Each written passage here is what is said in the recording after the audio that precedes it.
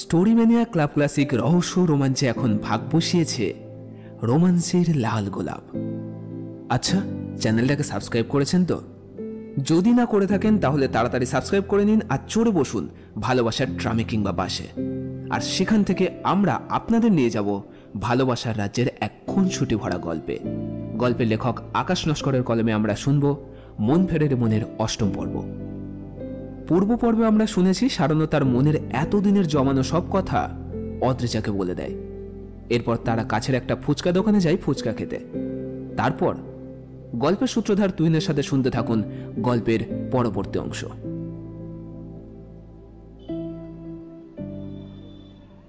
সারণ্য অদ্রিজার কাছে গিয়ে দেখল দোকানে বেশ ভিড়। এদিকে অদ্রিজা তখন অধীর আগ্রহে ফুচকা খাওয়ার জন্য ওয়েট করছে।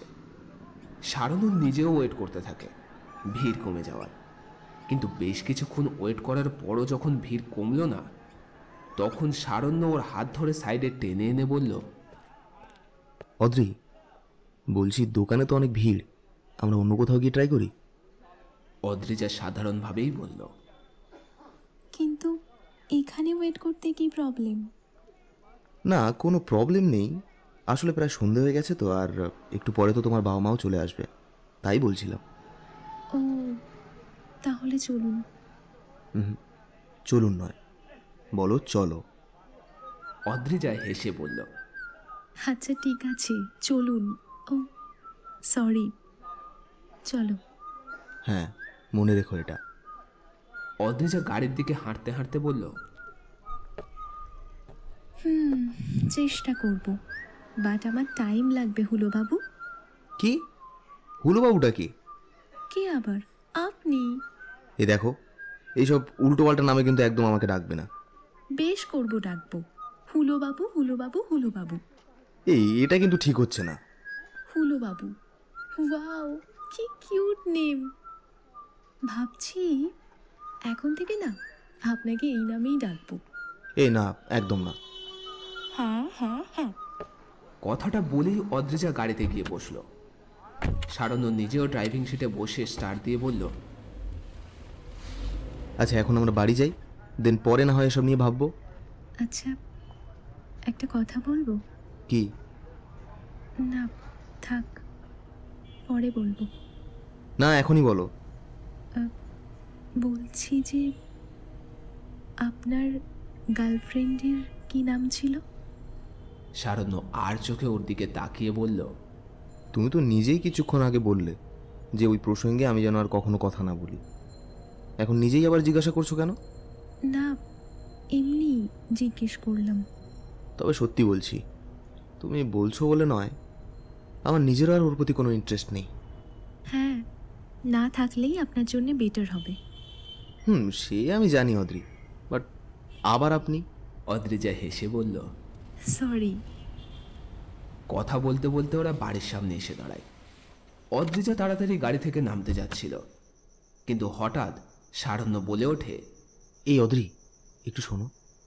অদ্রিজা ওর দিকে তাকিয়ে বলল, কি? না মানে, তুমি তো তোমার আন্টিকে সব কথা শেয়ার করো, তাই বলছিলাম যে এই কথাটা প্লিজ বলো না মমকে। অদ্রিজা অবাক হয়ে বলল, কেন? বললে প্রবলেম কি? না, প্রবলেম নেই, কিন্তু তবুও প্লিজ বলো না। ঠিক আছে, বলবো না। আমি যাই। হ্যাঁ। বলেই গাড়ি থেকে নেমে চলে গেল। আর এদিকে সারণ্য গাড়িটা পার্ক করে ওর পিছু পিছু বাড়িতে ঢুকলো। তনিমা দেবী ওকে দেখে বলল, এই, তুই ওকে নিয়ে কোথায় গেছিলি বলতো? এই একটু বেরিয়েছিলাম মম। কেন, কি হয়েছে? বাবা, হঠাৎ এত সুমতি কবে থেকে হলো তোর? কেন, এতে আবার সুমতির কি হলো মম? ওকে কোথাও না নিয়ে গেলেও তুমি বলবে, আবার ওকে কোথাও নিয়ে গেলেও তুমি বলবে, তাহলে আমি করবোটা কি? না মানে নিজের থেকেই নিয়ে গেলি তো, তাই বলছিলাম আর কি। সারণ্য একবার অদ্রিজার দিকে তাকিয়ে মুচকি হাসল, তারপর সিরিয়াস হয়ে বলল, তুমি না একটু বেশি বেশি ভাবো মম। সরো, আমি রুমে যাব। বলেই সিঁড়ি দিয়ে উপরে উঠে গেল। আর এদিকে তনিমা দেবী অদ্রিজার দিকে তাকিয়ে দেখে ও মিটি মিটি হাসছে। তা দেখে উনি অদ্রিজার কাছে গিয়ে ফিসফিস করে জিজ্ঞেস করল, সত্যি করে বল তো, ও তোকে কোথায় নিয়ে গিয়েছিল? অদ্রিজা লজ্জা পেয়ে বলল, এমনি একটু শপিং মলে নিয়ে গেছিল। আমাকেও মিথ্যা কথা বলবি? বল, আমি না তোর মামনি? অদ্রিজা একটা ঢোক গেলে হাসি মুখে বলল, না আন্টি, মিথ্যে বলছি না। আচ্ছা, মেনে নিলাম তোরা শপিং মলে গেছিলি, কিন্তু কই, তোদের হাতে তো কোনো প্যাকেট ছিল না। অদ্রিজা আরো ঘাবড়ে গেল। ভাবতে লাগলো কি বলবে এবার। অনেক ভেবে শেষে বলল, হ্যাঁ মানে আসলে প্যাকেট ছিল তো, ওটা ওনার একটা বন্ধুর জন্য কিনেছিল, তাকেই দিয়ে এসেছে। আজ তার জন্মদিন তো, তাই জন্য। তনিমা দেবী মনে মনে ভেবে দেখলেন যে না, আজ তো সারণ্যর কোনো বন্ধুরই জন্মদিন নয়। তারপর বললেন, আমি বুঝতে পারছি তোরা আমার থেকে কিছু একটা লুকাচ্ছিস। ঠিক আছে, কোনো ব্যাপার না, আমি এখন যাই। তুই তোর মাকে ফোন করে দেখ ওরা বেরিয়েছে কিনা। আচ্ছা, দেখছি। কিছুক্ষণ পর সন্ধ্যা তখন 6:30। সুরেশবাবু একটু বেরিয়েছেন কোনো দরকারে, আর সারণ্য ওর রুমে আছে।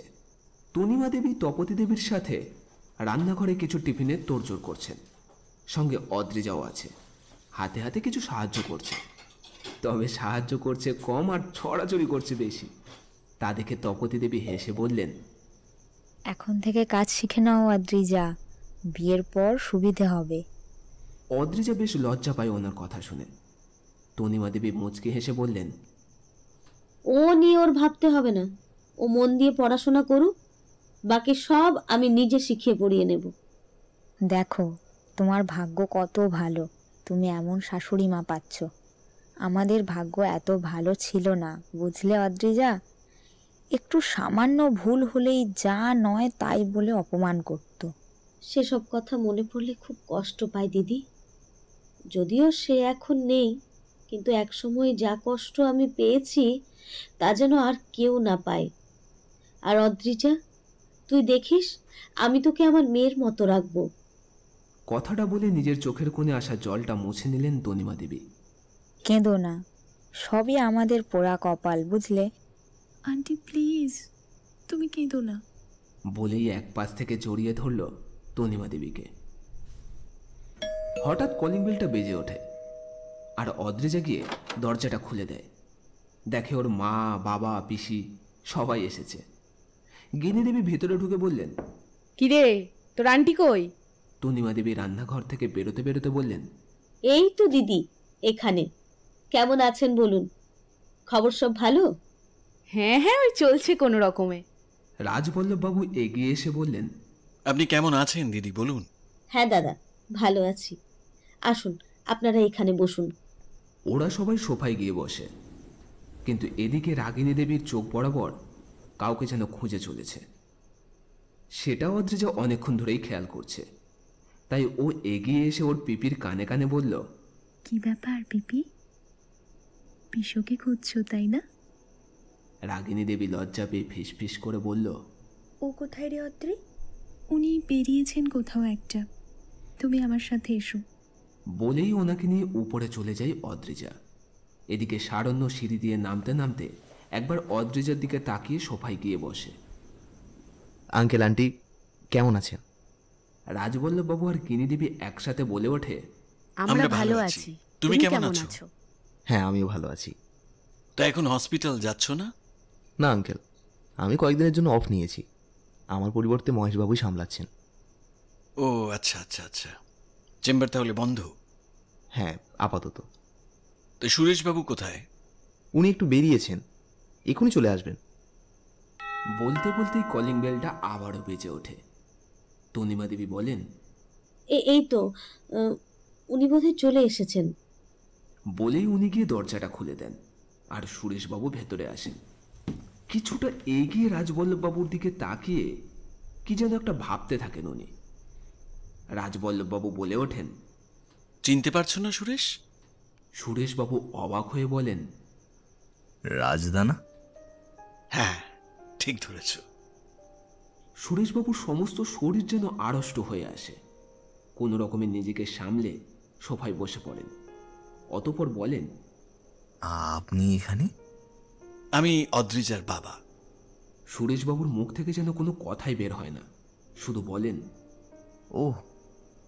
রাজবল্লভবাবু একটা দীর্ঘশ্বাস ফেলে বলেন, জানি এখন হয়তো আমাদের অপরাধী ভাবছ, কিন্তু বিশ্বাস করো, আমরা আমরা তোমার খারাপ চাইনি।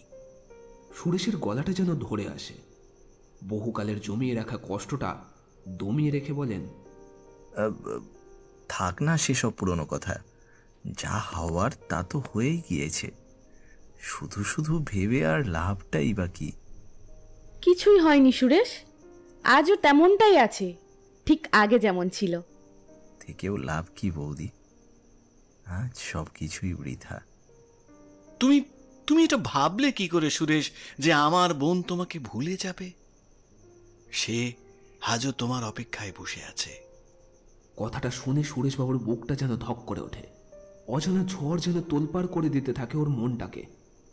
গিনি দেবী মুচকি হেসে বললেন, সত্যিই সুরেশ, তোমার ভালোবাসা আজ জিতে গেছে।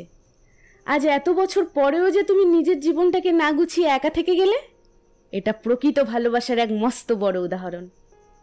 তবে কিন্তু তোমার মস্ত বড় অন্যায় হয়েছে সুরেশ। সেদিনের পর একবারও তুমি আর খোঁজ নাওনি।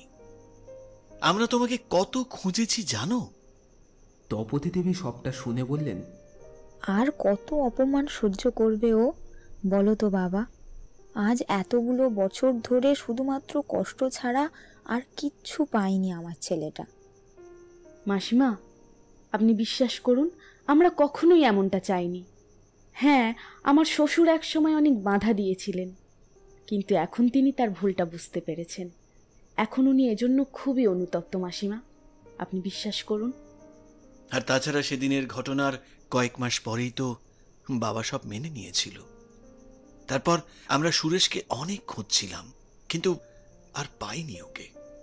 ছেড়ে দিন মাসিমা, যা হওয়ার হয়ে গেছে। এখন আর রাগ করে থাকবেন না। ও এখন কোথায় বৌদি? ও তো এখন এখানেই আছে, অদ্রিজার সাথে ওপরের ঘরে আছে। আচ্ছা, ওর সাথে একটু কথা বলাবে? হ্যাঁ আঙ্কেল, চলুন, আমি নিয়ে যাচ্ছি আপনাকে। বলেই ওনাকে নিয়ে উপরের রুমে চলে গেল। সুরেশবাবুকে রুমের বাইরে দাঁড় করিয়ে অদ্রিজাকে ডাকলো সারণ্য। অদ্রিজা, অদ্রিজা। অদ্রিজা ভেতর থেকে বলল, কি হয়েছে? তুমি একটু শোনো, দরকার আছে। অদ্রিজা বাইরে এসে দেখে সুরেশবাবুকে। তাকে দেখে মুচকি হেসে বলল, ও আচ্ছা, এই জন্য ডাকছিলেন?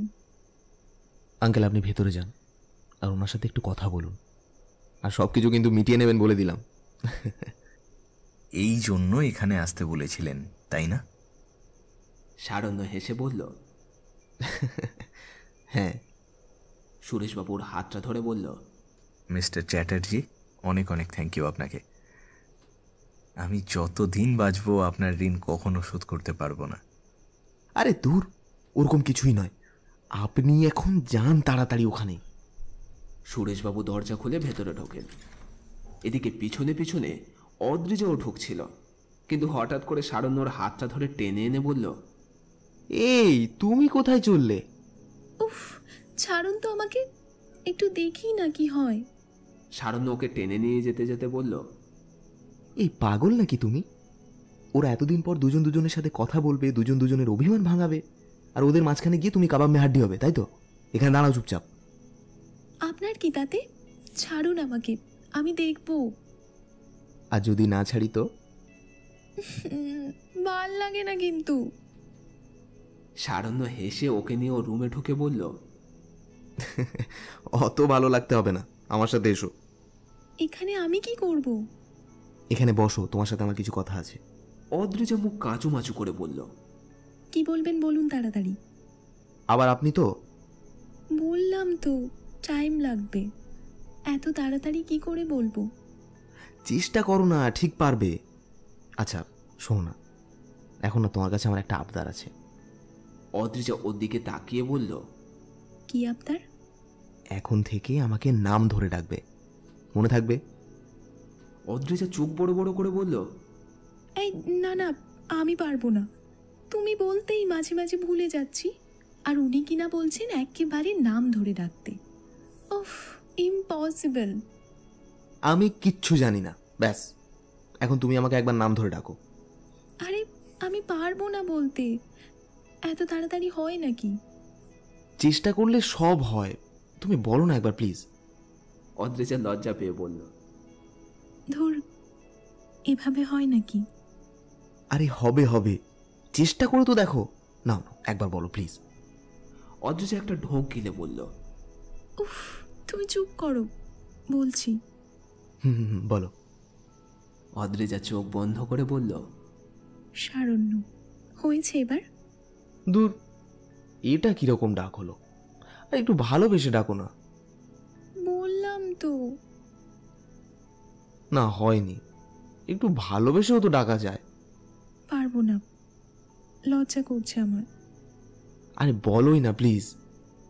না, আর বলতে পারবো না, আমি নিচে চললাম। শারণ্য ওর হাতটা ধরে মুচকি হেসে বলল, আগে বলবে দেন ছাড়বো, নাহলে এখানে বসে থাকো আমার সাথে। আরে বলতে পারবো না বলছি তো, খুব লজ্জা করছে আমার। ছাড়ুন, নিচে যাব। আবার সে আপনি করে বলছো তো? সরি, বুঝতে পারিনি। আচ্ছা, আর বলবো না, এবার তো ছাড়ো। না, আগে নাম ধরে ডাকো, তারপর না হয় আমি ভেবে দেখবো। উফ, আমার লজ্জা করছে বললাম তো। তাতে কি হয়েছে, জাস্ট একবার তো বলো। আচ্ছা, জাস্ট একবারই কিন্তু। ওকে ওকে ওকে। শারণ্য। হ্যাঁ, এবার ঠিক আছে। বাই দ্য ওয়ে, আমি কিন্তু তোমাকে অদ্রি বলেই ডাকবো। সে আপনার যা ইচ্ছে আপনি তাই ডাকুন, এবার অন্তত আমার হাতটা ছাড়ুন। উফ, এত পালায় পালায় করো কেন বলো তো? একটু বসো না, একটা কথা বলবো। অদ্রিজা আর কোনো উপায় না পেয়ে বলল, বলুন। আবার? সরি, বলো। বলছি, সামনের মাসে তো আমি মেডিকেল ক্যাম্পে চলে যাব, তুমি কি যাবে আমার সাথে? এভাবে বললেই কি যাওয়া যায় নাকি? মা বাবা আমাকে ছাড়বে না। সেটাও ঠিক। আচ্ছা ঠিক আছে, যেতে হবে না, কিন্তু আমি যতদিন না ফিরছি ততদিন কিন্তু তুমি আমার মামার সাথে থাকবে। আর আমার কলেজ? কেন, এখান থেকে কন্টিনিউ করবে, প্রবলেম কি? সে আমার প্রবলেম নেই, কিন্তু মম বলেছিল যে এত বেশি বেশি করে এখানে এলে নাকি লোকেরা খারাপ কথা বলবে, তাই বারণ করেছি। ঠিক আছে, চিন্তা নেই, আমি আঙ্কেল আন্টির সাথে কথা বলবো। তেমন হয় যদি মেডিকেল ক্যাম্পে যাওয়ার আগেই আমাদের রেজিস্ট্রি সেরে নেব, তাহলে তো প্রবলেম নেই আশা করি। আচ্ছা। কি তোমার কোনো প্রবলেম নেই তো? এত তাড়াতাড়ি? হ্যাঁ, তো একদিন না একদিন তো বিয়ে করতেই হবে, আর তার থেকে আগে যদি আমরা রেজিস্ট্রি করে রাখি তাহলে সমস্যা কোথায়? পরে না হয় তোমার কলেজ কমপ্লিট হওয়ার পর আমরা বিয়ে করে নেব, সিম্পল।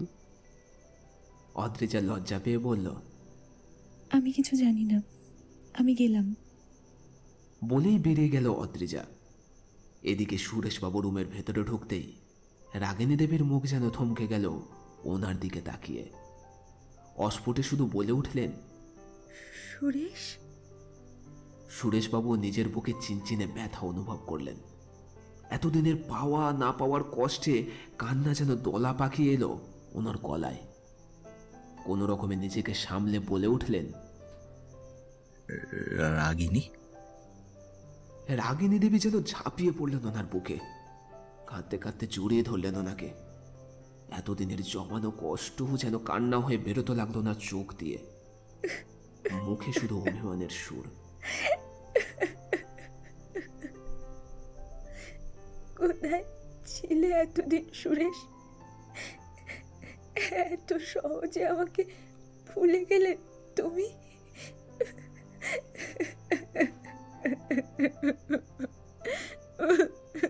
কাঁদতে কাঁদতেই কথাটা বললেন রাগিনী দেবী। সুরেশবাবুর চোখেও জল। নিজেকে সামলে রাগিনী দেবীর মাথায় হাত বোলাতে বোলাতে উনি বললেন, তোমাকে ভুলে যাব সেই সাধ্য আমার নেই রাগিনী, বরং সরে গেছিলাম তোমার জীবন থেকে। আসলে আসলে কি বলতো, চাইনি তোমার জীবনের বাধা হয়ে দাঁড়াতে। রাগিনী দেবী ছলো ছলো চোখে ওনার দিকে তাকিয়ে বললেন, তোমার জন্য বাবার বিরুদ্ধে কথা বলেছিলাম আমি, কিন্তু তুমি আর খোঁজ নাওনি আমার। একবার তো খোঁজ নিতে পারতে সুরেশ। জানি জানি মস্ত বড় ভুল করেছি রাগিনী, আর সেই ভুলের জন্য এতদিন আমাদের দুজনকে আলাদা থাকতে হলো। রাগিনী দেবীর গলায় আবারও অভিমানের সুর। তুমি আমাকে একদমই ভালোবাসো না সুরেশ, নইলে একবার আমার খোঁজ নিতে। তুমি জানো এত বছর আমি কত কষ্ট পেয়েছি, রাতের পর রাত জেগে কাটিয়েছি, শহরের অলিতে গলিতে তোমায় খুঁজে বেরিয়েছি, কিন্তু তোমাকে কোথাও পাইনি আমি। আমার ভুল হয়ে গেছে রাগিনী, প্লিজ আমাকে ক্ষমা করো। আচ্ছা আচ্ছা, আমি কথা দিচ্ছি, জীবনে যতদিন বাঁচব ততদিন কখনো তোমাকে নিজের থেকে আলাদা করব না, কোনোদিন না। মন চেয়েছে মনে বাসা বাঁধতে, মন ফেরির কাছে মন ধরা দিয়েছে, নতুন করে মন ফিরে দেখেছে, আজ তোর সাথে বাসা বাঁধবে বলে।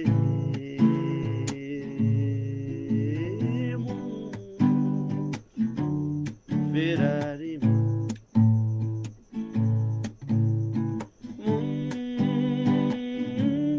ফেরারি মন,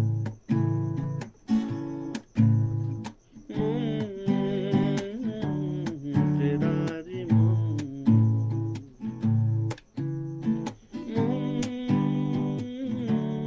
ফেরারি মন,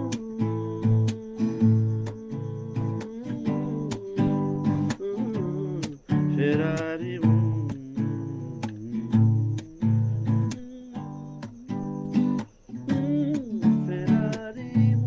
রাগিনী দেবী আবারও জড়িয়ে ধরেন সুরেশবাবুকে, তারপর আদরে গলায় বলে ওঠেন, সত্যি আর কখনো ছেড়ে যাবে না তো আমায়?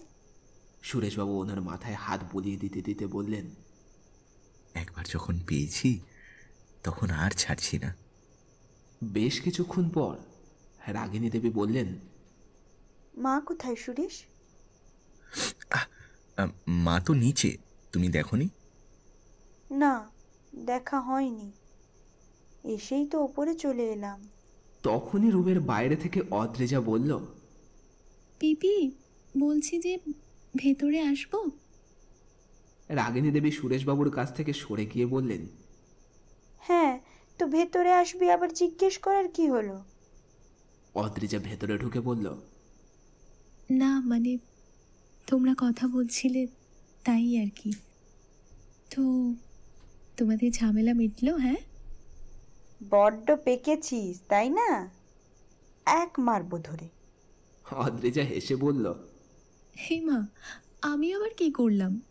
শুধু তো জিজ্ঞেসই করেছি, এতেই দোষ হয়ে গেল? সুরেশবাবু মুচকি হেসে বললেন, সত্যিই তো, ও তো শুধু জিজ্ঞেস করছে।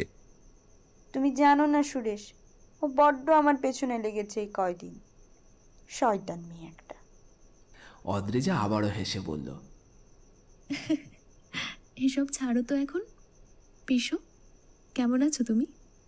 আমি ভালো আছি অদ্রিজা, তুমি কেমন আছো? আমিও ভালো। বাহ, আচ্ছা আমরা তাহলে এখন নিচে যাই? হ্যাঁ চলো চলো। ওরা তিনজনে নিচেই আসছিল, হঠাৎ পেছন থেকে সারণ্য ওদের সাথে এলো। তারপর সুরেশবাবুর উদ্দেশ্যে বলল, আঙ্কেল, সব কিছু মিটলো তো? সুরেশবাবু একবার রাগিনী দেবীর দিকে তাকিয়ে বললেন, হ্যাঁ মিটলো। ব্যাস, তাহলে তো হয়েই গেল। তুমি শুধু শুধু ভয় পাচ্ছিলে আন্টি। এরপর বেশ আনন্দ করে কেটে যায় সারা সন্ধেটা। এর মধ্যে সবাই মিলে আলোচনা করে সুরেশবাবু আর রাগিনী দেবীর রেজিস্ট্রির দিনটা ঠিক করে ফেলেছেন। তার মধ্যে বেশ কায়দা করে সারণ্য ওর আর অদ্রিজার রেজিস্ট্রি করার কথাটা তোলে, যার কারণে ঠিক হয় যে ওদেরও ওই দিনেই রেজিস্ট্রি হবে।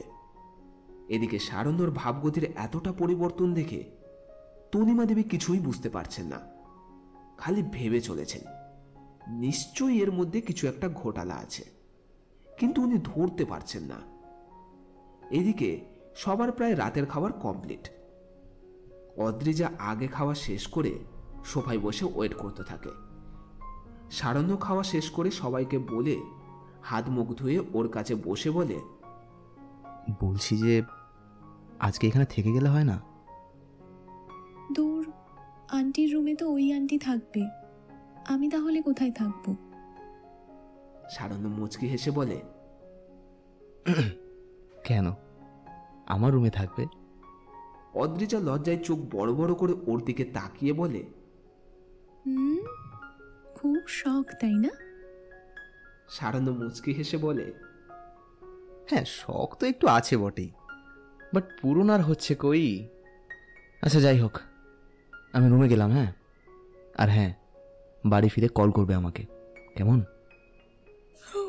আমার খুব ঘুম পাচ্ছে, তাই কল করতে পারবো না হয়তো।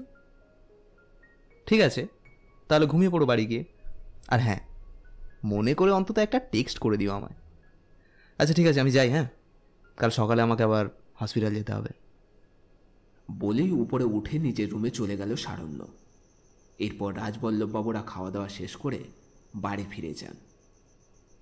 এরপর কেটে যায় 1 সপ্তাহ।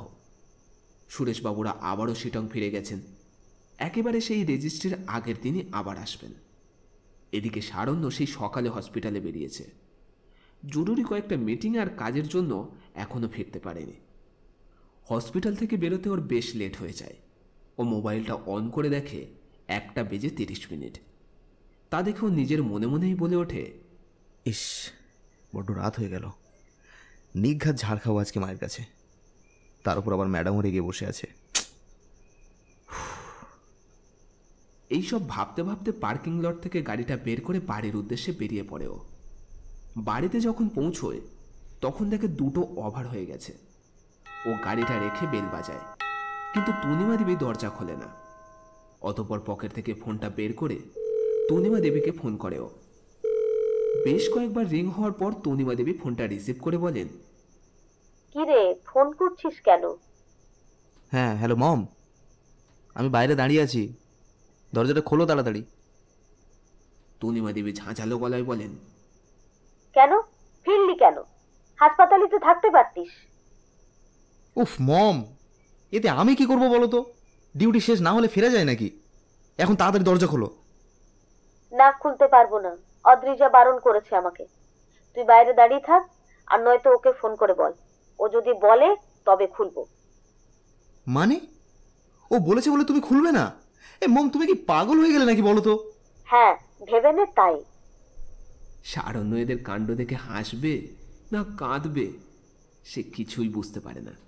তাই বাধ্য হয়ে অদ্রিজার ফোনে ফোন করে ও। আর সঙ্গে সঙ্গে অদ্রিজা ফোনটা রিসিভ করে আরো বেশি রাগী গলায় বলে, ফোন করছো কেন? হ্যাঁ, সারণ্য একটা ঢোক গেলে বলে, না মানে, তুমি কি মমকে বলেছো যাতে আমাকে বাড়িতে ঢুকতে না দেয়? এটা কি সত্যি? অদ্রিজা ঝাঁঝালো গলায় বলে, হ্যাঁ বলেছি, কিন্তু তার আগে তুমি এটা বলো যে তোমার কখন বাড়ি ফেরার কথা ছিল? অদ্রি, তুমি বুঝছো না, আমাদের ডিউটি শেষ না হলে আমরা ফিরতে পারি না। ওকে, তাও মেনে নিলাম, বাট এবার বলো যে এত রাতে তুমি কি খেয়েছো? সারণ্য আমতা আমতা করে বলে, সরি, খাওয়ার টাইম পাইনি অদ্রি। এই তো এবার ফিরেছি, আমি এবারই খেয়ে নেব। আর দুপুরে কি খেয়েছিলে? খেয়েছিলাম অল্প কিছু। হ্যাঁ, ওই তো জ্যাম পাউরুটি আর কফি, তাই না? হুম, ঠিক আছে, এবার বাইরে দাঁড়িয়ে থেকে মশার কামড় খাও। আমি কিছুতেই আন্টিকে দরজা খুলতে বলবো না। সারণ্য করুণ সুরে বলে, প্লিজ অদ্রি, এবারের মতো মাফ করো, আর কখনো করবো না, প্রমিস। এখানে খুব মশা কামড় দিচ্ছে আমায়, প্লিজ অদ্রি। আন্টি বলেছে আপনি নাকি প্রায়ই এমন করেন, সো আপনার মুখের কথাতে হবে না। আগে প্রমিস করুন যে আর কখনো এমনটা করবেন না। আচ্ছা আচ্ছা, প্রমিস করছি। এবার প্লিজ মমকে বলো গেটটা খুলে দিতে। আচ্ছা, বলছি। বলেই কলটি কেটে দেয়, আর সঙ্গে সঙ্গেই তনিমা দেবী দরজা খুলে দেয় আর বলেন, কাল থেকে 12টার পর ফিরলে আর দরজা খুলবো না কিন্তু, বলে দিলাম। সারণ্য ভেতরে ঢুকে বলল, হ্যাঁ হ্যাঁ, এখন আমার থেকে তোমার বৌমাই তোমার কাছে সব হয়ে গেছে। নিজের বাড়িতে পর্যন্ত ঢুকতে গেলে আমাকে পারমিশন নিতে হচ্ছে, ভাবা যায়? তনিমা দেবী মুচকি হেসে বললেন, বড্ড ছন্ন ছাড়া ছিলি তো, শুধু একবার ওকে এ বাড়িতে আসতে দে, তারপর দেখবি তোর কেমন ব্যবস্থা করে। সারণ্য সোফায় বসে বলল, হ্যাঁ, তাহলে তো সব থেকে বেশি খুশি তুমিই হবে। হ্যাঁ হব তো, আমি সব থেকে বেশি খুশি হব। এই শোন, আমার ঘুম পাচ্ছে, আমি ঘুমোতে গেলাম। ওখানে খাবার ঢাকা আছে, খেয়ে নে, ফ্রেশ হয়ে এসে। আর অদ্রিতকে ফোন করতে বলেছে। কথাটা বলে উনি নিজের রুমে চলে গেলেন ঘুমানোর জন্য। সারণ্য সোফায় বসে কিছুক্ষণ চোখটা বন্ধ করে রাখে, তারপর পাশ থেকে ফোনটা তুলে অদ্রিজার ফোনে ফোন করে। ফোনটা ধরে অদ্রিজা বলে, ফ্রেশ হয়েছ? সারণ্য সোফা থেকে উঠে নিজের রুমে যেতে যেতে বলল, না, ফ্রেশ হতে যাব, এই তো মাত্রই ফিরলাম। ঠিক আছে, ফ্রেশ হয়ে এসে তাড়াতাড়ি খেয়ে নাও আর ঘুমিয়ে পড়ো। যদি আন্টি বলেছে যে তুমি আবার কাজ নিয়ে বসেছো, তাহলে দেখো তোমাকে কি করি। আর এমনিতেও কাল আমি আসছি। আচ্ছা, তুমি ধরে রাখো, আমি ফ্রেশ হয়ে আসছি। ওকে, আমি ওয়েট করছি, তুমি তাড়াতাড়ি ফ্রেশ হয়ে এসো। সারণ্য ফোনটা বেডের উপর রেখে ফ্রেশ হয়ে আসে, তারপর ফোনের দিকে তাকিয়ে বলে, কি হলো অদ্রি, কলে আছো? আছি। বাই দ্য ওয়ে, ফ্রেশ হলে? সারণ্য জানে অদ্রিজা ওর জন্যই জেগে বসে আছে, তবু ওকে রাগানোর জন্য বলে, হ্যাঁ হলাম। আচ্ছা, তুমি এতক্ষণ জেগে কেন আছো অদ্রি? সেটা আপনার না জানলেও চলবে। এখন যান, তাড়াতাড়ি খেয়ে নিন আর ঘুমিয়ে পড়ুন। বলেই কলটা কেটে দেয় অদ্রিজা। এরপর সারণ্য অনেকবার কল করলেও একবারও রিসিভ করে না অদ্রিজা। পরের দিন সকালে ঘুম থেকে উঠতে লেট হয় ওর, যদিও আজ ওর হসপিটাল নেই, শুধুমাত্র মুকুন্দপুরে চেম্বার আছে বিকালে, তাই আজ অতটা চাপ নেই ওর। সারণ্য ঘুম থেকে উঠে ফ্রেশ হয়ে নিচে এসে দেখল তনিমা দেবী সোফায় বসে বসে সিরিয়াল দেখছেন। মম, অদ্রি আসেনি? না, ও আসেনি। সারণ্য মনে মনে ভাবল, কি হলো ব্যাপারটা? আজ তো ওর এখানে আসার কথা ছিল, এলো না কেন? ও আচ্ছা আচ্ছা, বুঝলাম। তার মানে ওই কথাটার জন্য ম্যাডাম আমার উপর রেগে আছে। সারণ্য টেবিলে বসে বলল, মম, খাবার দাও, খুব খিদে পাচ্ছে। তনিমা দেবী সোফা থেকে উঠে টেবিলের কাছে এসে বলল, তুই একটু বস, আমি দিচ্ছি। সকালবেলা কত করে ডাকলাম, সাড়া দিলি না তো। বলতে বলতে তনিমা দেবী রান্নাঘর থেকে খাবারগুলো এনে সারণ্যকে খেতে দেয়। সারণ্য ওর মায়ের দিকে তাকিয়ে বলল, আচ্ছা মম, বলছি তুমি ওকে ফোন করে বলনি আসার জন্য? হ্যাঁ, ফোন করেছিলাম, কিন্তু ও বলল ওর শরীর খারাপ, তাই আসতে পারবে না। আমিও ওই জন্য আর জোর করিনি। ও ও খাওয়া শেষ করে প্রথমে রুমে এসে ভাবে একবার অদ্রিজাকে কল করবে, কিন্তু তারপর ভাবে হয়তো এখন সে ঘুমাচ্ছে, তাই আর ডিস্টার্ব করে না।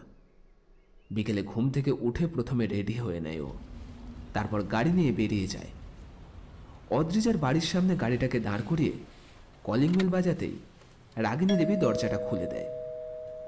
আরে সারণ্য যে, এসো এসো, ভেতরে এসো। সারণ্য বাড়িতে ঢুকে বলল, পিপি, বাড়ির সবাই কই? রাগিনী দেবী মুচকি হেসে বললেন, বাড়ির সবাই বলতে দাদা বৌদি নাকি অদ্রিজার কথা বলছো? সারণ্য লজ্জা পেয়ে বলল, না না, সবার কথাই জিজ্ঞাসা করলাম। রাগিনী দেবী হেসে বললেন, ও আচ্ছা, দাদা বৌদি কাল বিকেলে ওই বাড়িতে গিয়েছে, আর অদ্রিজা ওর রুমেই আছে। বলছি পিপি, ওকে একটু ডেকে দেওয়া যাবে? একটু দরকার ছিল ওর সাথে। সে আমি ডেকে দিচ্ছি, বাট তোমাকে দিয়ে বিশ্বাস আছে, তুমি এমনিই ওর রুমে গিয়ে কথা বলতে পারো, প্রবলেম নেই। সারণ্য থ্যাংক ইউ বলে লজ্জা ভাব নিয়ে অদ্রিজার রুমের দিকে উঠে গেল। ও রুমের সামনে দাঁড়িয়ে হালকা ঠেলা মেরে দেখল দরজাটা ভেজানো আছে। ও আস্তে করে দরজাটা ঠেলে ভিতরে গিয়ে দেখল অদ্রিজা বিছানায় শুয়ে পা দোলাতে দোলাতে ফোন ঘাঁটছে। ওকে দেখে অদ্রিজা অবাক হয়ে বলল, তুমি এখানে? সারণ্য ওর বিছানায় বসে মুচকি হেসে বলল, হ্যাঁ, ইচ্ছে হলো তাই এলাম। অদ্রিজা ওর থেকে কিছুটা দূরত্ব বজায় রেখে সরে গিয়ে বলল, কেন এসেছেন বলুন। সারণ্য আবারও মুচকি হেসে বলল, আমি আমার বউয়ের বাড়িতে আসতেই পারি, তাই না? এর জন্য কি আবার কারণ থাকা বাধ্যতামূলক নাকি? অদ্রিজা মুখ ঘুরিয়ে বলল, অবশ্যই বাধ্যতামূলক। কেন এসেছেন বলুন তো। সারণ্য হেসে বলল, সরি কালোভাবে বলার জন্য। আর আমি একটু মজা করছিলাম তোমার সাথে, কিন্তু তুমি তো না বুঝেই ফোনটা কেটে দিলে। অদ্রিজা মুখ ফুলিয়ে বলল, থাক, আপনাকে সরি বলতে হবে না, যান আপনার কাজে। আরে বাবা, বললাম তো সরি, একটু মজা করতেও পারি না বলো অদ্রি তোমার সাথে? অদ্রিজা বিছানা থেকে নেমে চুল ঠিক করতে করতে বলল, সব সময় সরি বললেই হয়ে যায় বুঝি? আমাদের ইমোশনের কোনো দাম নেই, তাই না? সারণ্য ওর দিকে করুণ চোখে তাকিয়ে থাকে। তুমি ওভাবে বলছো কেন অদ্রি? আচ্ছা, আমার ভুল হয়েছে, আর কখনো আমি বলবো না, ওকে? অদ্রিজা চলে যেতে যেতে বলল, অ্যাজ ইউর চয়েস। সারণ্য খপ করে ওর হাতটা ধরে নিল, তারপর কাছে টেনে নিয়ে মুচকি হেসে বলল, এত নাকের ডগায় রাগ কেন তোমার? অদ্রিজা অন্যদিকে মুখ করে রেখে চুপ করে রইল। সারণ্য ওকে টেনে নিয়ে এবার কোলে বসিয়ে নিল। আচ্ছা, এতবার তো সরি বললাম অদ্রি, প্লিজ লাস্টবারের মতো ছেড়ে দাও। অদ্রিজা চুপ করে থাকে। তা দেখে সারণ্য আবার বলে, কি হলো অদ্রি, কিছু তো বলো। অদ্রিজা তবুও চুপ। সারণ্য এবার মুচকি হেসে বলল, বাই দ্য ওয়ে, সোজা আঙুলে যখন ঘি ওঠে না তখন আঙুলটা মনে হয় একটু বাঁকাতে হবে। আর তাছাড়া আজ আবার আমার অনেক এক্সট্রা অ্যাডভান্টেজও আছে। আঙ্কেল আন্টি কেউ কিন্তু বাড়িতে নেই। এবার তুমি কি চাও, আমি আবার সেই বলো বলো। অদ্রিজা এবার হঠাৎ করে নিজেকে ওর থেকে ছাড়িয়ে নিয়ে বলল, আমি মোটেও রেগেছিলাম না, শুধু দেখছিলাম আপনি কি করেন। কিন্তু এখন আপনার কুমতলব ভালোই বুঝতে পারছি। খুব শয়তান লোক তো আপনি। সারণ্য হেসে বলল, সে তুমি আমাকে যা খুশি বলো, কোনো প্রবলেম নেই। কিন্তু রেগে ছিলে না, নাকি আমার কথাগুলো শুনে তোমার রাগ হাওয়া হয়ে গেল? কোনটা? অদ্রিজা আমতা আমতা করে বলল, জানি না, জানতো আমি নিচে গেলাম। বলেই চলে যাওয়ার জন্য ঘুরতেই সারণ্য ওর হাতটা ধরে বলল, আরে যাবে যাবে, তার আগে আমার কথাটা তো শোনো। বলো। বলছি যে সন্ধেবেলা রেডি হয়ে ওয়েট করবে, আমি নিতে আসবো, মনে থাকবে তো? ঠিক সন্ধে 7:30, ওকে? ওই সময় তো হবে না। কেন? ওই সময় পড়া আছে, বেরোতে পারবো না। আচ্ছা, টিউশন থেকে বেরোবে কখন? 8:30। ঠিক আছে, প্রবলেম নেই। তুমি টিউশন থেকে বেরিয়ে আমাকে লোকেশন সেন্ড করে দিও। আচ্ছা, এখন আমার লেট হচ্ছে, আমি বেরোলাম। হ্যাঁ, কোথায় যাবে এখন?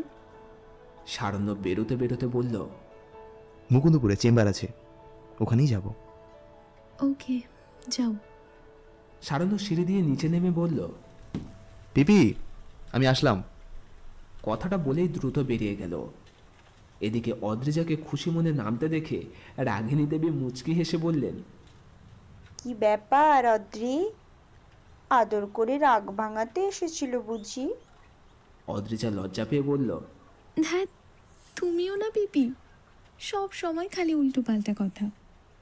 হ্যাঁ সেই, আমাকে বা বলবি কেন? আরে সত্যি বলছি পিপি, তুমি যেটা ভাবছো সেরকম কিছুই নয়। ওর মুকুন্দপুর চেম্বার সেরে আমাকে নিতে আসবে বলছিল। রাগিনী দেবী হেসে বললেন, আরে জানি জানি, আমি মজা করছিলাম তোর সাথে। ঠিক আছে, আমি রেডি হতে যাচ্ছি, আমার পড়া আছে আজকে। হ্যাঁ যা, আমিও বেরোবো একটু।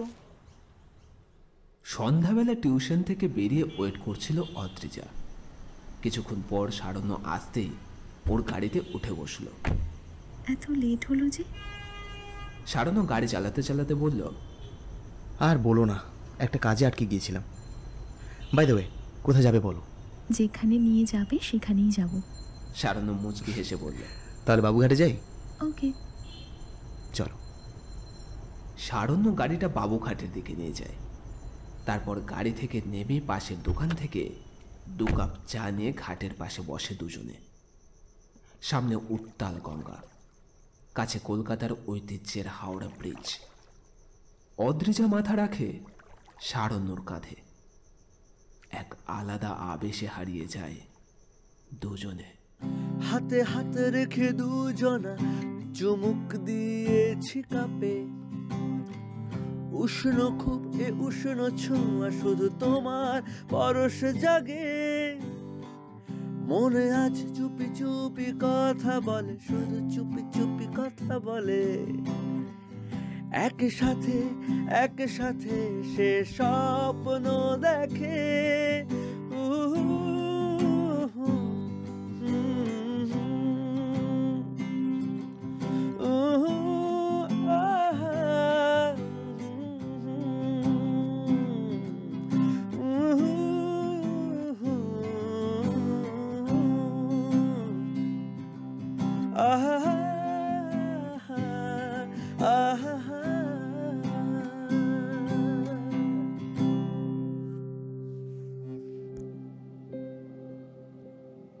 এতক্ষণ শুনছিলেন আকাশ নস্করের কলমে লেখা এক খুনসুটি ভরা প্রেমের গল্প, মন ফেরারি মনের 8ম পর্ব। বিভিন্ন চরিত্রে তুহিন, অভিজিৎ, আফসানা, রূপা, সুস্মিতা, শ্বেতা, অমৃতা, সুপ্রভাত এবং রাজ। এখন এই পর্যন্ত। পরবর্তী পর্ব নিয়ে ফিরছি খুব শীঘ্রই। ততক্ষণ শুনতে থাকুন, শোনাতে থাকুন আমার প্রিয়, আপনার প্রিয় স্টোরি ম্যানিয়া ক্লাব। সাথে সুস্থ থাকুন, খুব ভালো থাকুন। ধন্যবাদ।